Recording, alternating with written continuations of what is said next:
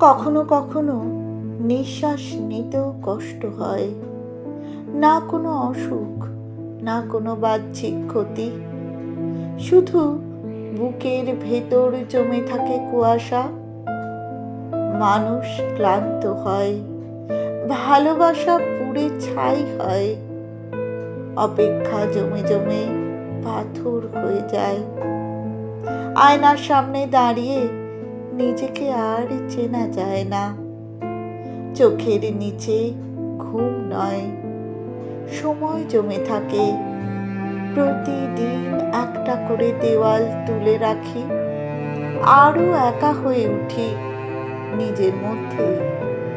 কি আর জানতে চায়, কি বলিনি, কি লুকিয়ে রেখেছি?